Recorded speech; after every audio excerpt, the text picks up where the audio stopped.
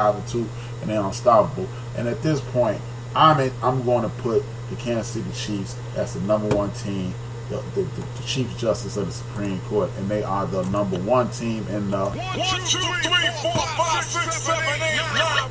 You got Patrick Mahomes, who is a MVP candidate. He is the best kept secret, the next big thing, or whatever you want to call him. Patrick Mahomes has taken over the league. He's taken the league by storm, and he is definitely a dude you need to keep your eye on. And then you got Kareem Hunt, and you got all these weapons that they have in Kansas City. And I'm anticipating talking about Ali coming back.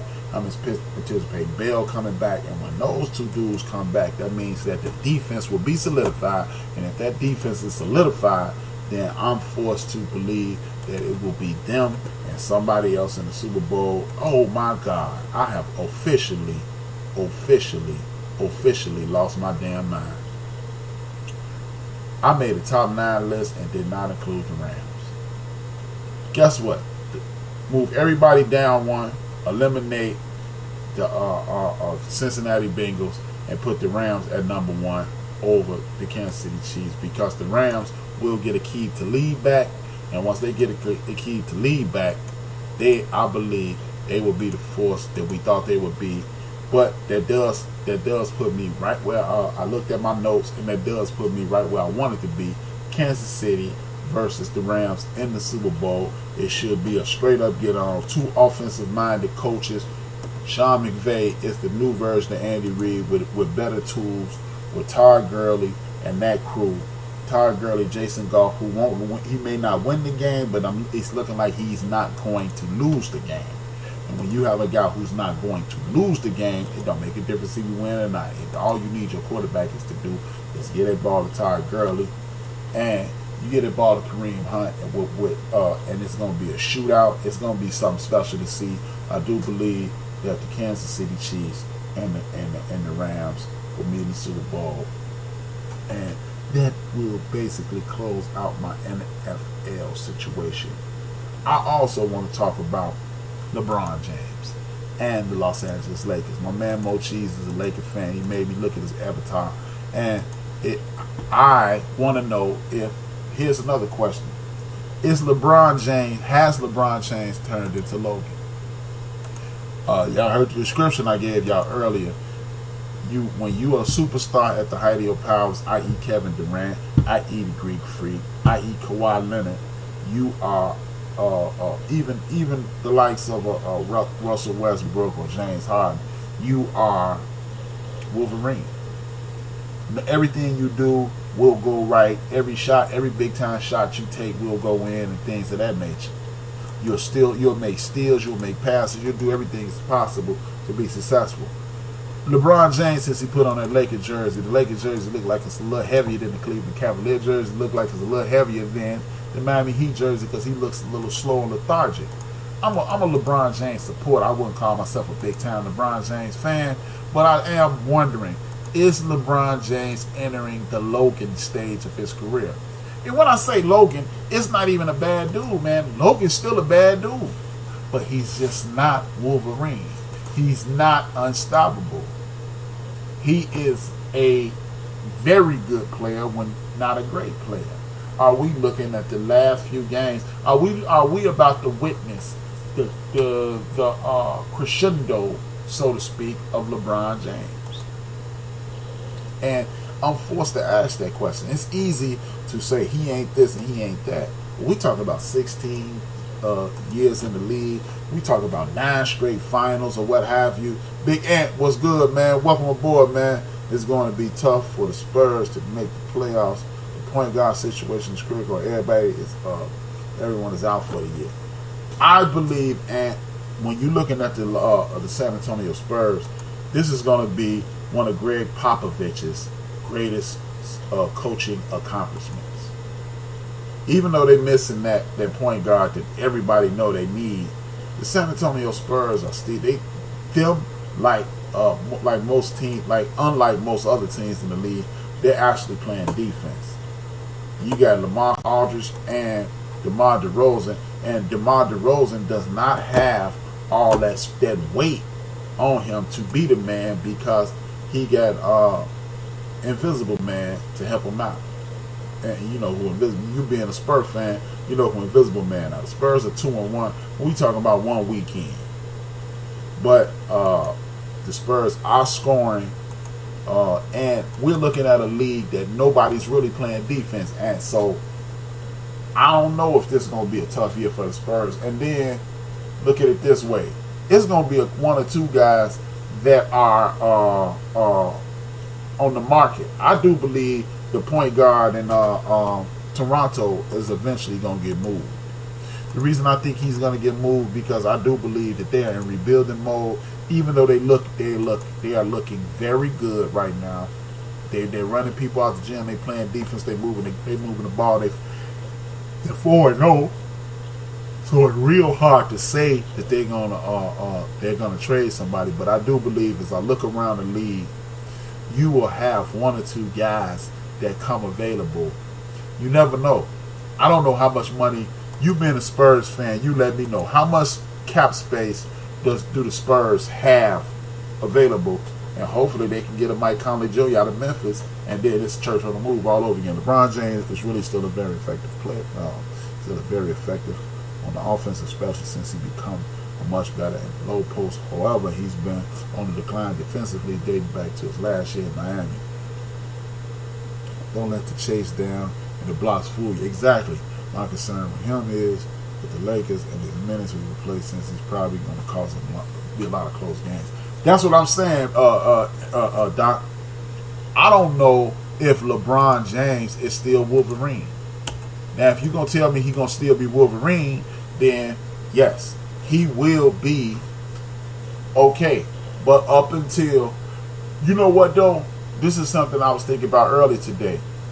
That fight with the Lakers, that holds with these games suspended, that may clear up the water with LA, because me, you, everybody who watching, and probably Luke Walton was trying to figure out who could do what and when they can do it.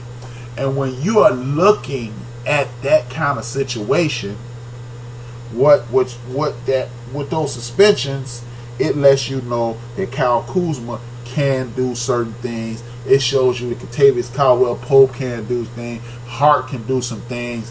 And they're looking at a situation to whereas he might even be able to see, he may be able to see a way to use Lonzo. Personally, I always get this dude's name wrong. What's the backup point guard in Golden State name? I never get his damn name right. But I believe that they should use Alonzo Ball like they use my man from Peoria, Illinois, who I never get his damn name right. I hope I never have. Well, I want him on the show, but I hope I get his name right when I have him on the show. What's this dude? Angry Black Man. What's the dude name? What's the dude name? The backup point guard, I always get his damn name wrong for the Golden State Warriors. Real slim, got busted up his knee real bad that 1 year played for the Clippers. But I think that's what Coach Walton needs to do in regards to Alonzo Ball. Sean Livingston. I think that if the Lakers start using Alonzo Ball much like the Golden State Warriors use Sean Livingston, personally, I think that was their goal. That's what they did with these guys. I think the thinking behind the construction of the Lakers was this. You have what's his name? I think you have Alonzo Ball in the role of Sean Livingston. I think you got Lance Stevens in the role of Draymond Green. And the rest of those guys, I think they were looking at the Houston Rockets saying, hell, the Houston Rockets that had no three-point shooters before last year outside of James Harden. None of those, James Harden and Gordon, were their only three-point shooters last year.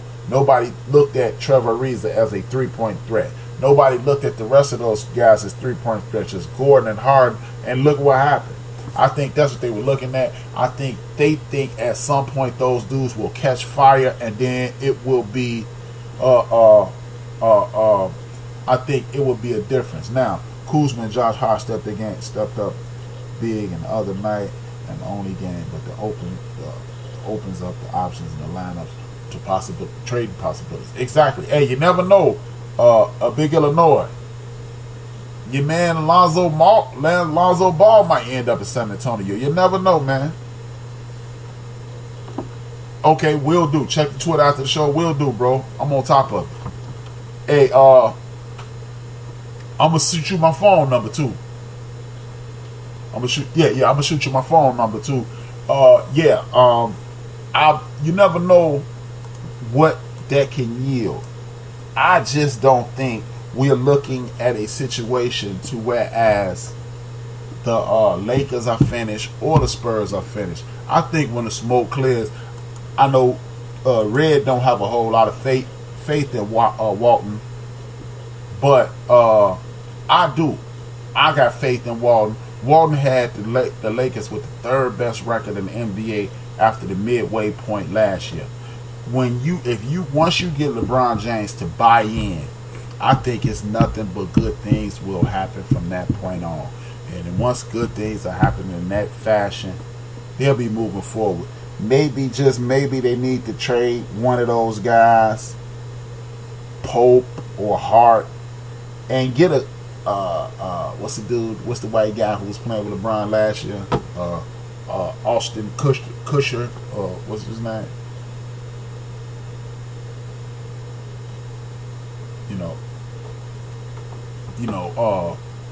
Kyle, what is, I don't know his damn name. I done lost my damn mind. I can see his face. I don't know his name. The shooter for the Cleveland Cavaliers last year. Whatever the hell his name is. He's played for the Atlanta Hawks. I've officially lost my damn mind in the middle of the show. But I do believe that if LeBron James,